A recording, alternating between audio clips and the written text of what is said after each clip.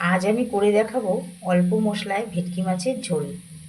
অল্প মশলায় ভেটকি মাছের ঝোল করতে লাগছে ভেটকি মাছ। ভেটকি মাছগুলো কিন্তু খুব একটা বড় না, ছোটোর ওপরেই নিয়েছি, কারণ বেশি বড় মাছ অল্প মশলা দিয়ে রান্না করলে ভালো লাগবে না। তাই মাছগুলোকে লবণ হলুদ মাখিয়ে উষ্ণ গরম জলে ধুয়ে রেখেছি। এরপর আবার লবণ হলুদ মাখাবো। লাগছে আলু, আছে আদা আর কাঁচা লঙ্কা পেস্ট, টমেটো পেস্ট, ধনে পাতা, তেজপাতা, শুকনো লঙ্কা, হলুদ দিয়ে দিচ্ছি। এই মশলাটার মধ্যেও মানে এই পেস্ট, আদা আর কাঁচা লঙ্কা পেস্টের মধ্যেও হলুদ দিয়ে দিলাম, লবণ দিয়ে দিচ্ছি। এই মশলাটার মধ্যেও লবণ দিলাম, 1 চামচ জিরের গুঁড়ো মশলার মধ্যে দিয়ে দিলাম, 1 চামচ ধনের গুঁড়ো দিয়ে দিলাম। এই মশলার মধ্যে একটু সর্ষের তেল দিয়ে নিলাম। এবার এই মশলাটাকে তেলের সঙ্গে মিশিয়ে রেখে দেব। এবার মাছের মধ্যে লবণ আর হলুদটা ম্যারিনেট করে নেব। মাছের মধ্যে লবণ হলুদটা মাখিয়ে নিয়েছি, আর এদিকে মশলাটাকেও তেলের সঙ্গে ভালো মতো মিশিয়ে নিয়েছি। কড়াইতে তেল দিয়ে দিয়েছি, সর্ষের তেল। তেলটা গরম হয়ে গেছে, এবার মাছগুলো দিয়ে দেব। তিনটে তিনটে করে মাছ দিয়ে মাছগুলো ভেজে নেব। মাছগুলোর এই পিঠ ভাজা হয়ে গেছে, এবার মাছগুলোকে উল্টে দেব।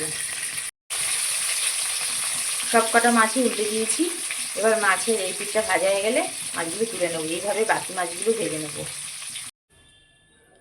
মাছগুলো ভাজা হয়ে গেছে, ওই তেলে এবার আলুগুলো ভেজে নেব।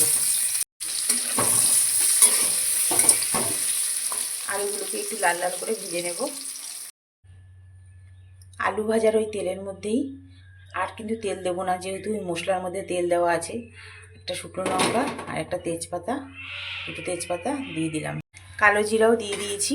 এবার 5 সেকেন্ড মতো এই ফোড়নগুলোকে একটু ভাজা ভাজা করে নেব। ফোড়নগুলো ভাজা ভাজা হয়ে গেছে, এবার দিয়ে দেবো টমেটো পেস্ট। টমেটো পেস্টটাকে একটু তেলের মধ্যে ভাজা ভাজা করে নেব। টমেটো পেস্টগুলো ভাজা ভাজা হয়ে গেছে তেলের মধ্যে, এবার দিয়ে দেবো ওই মশলাগুলো।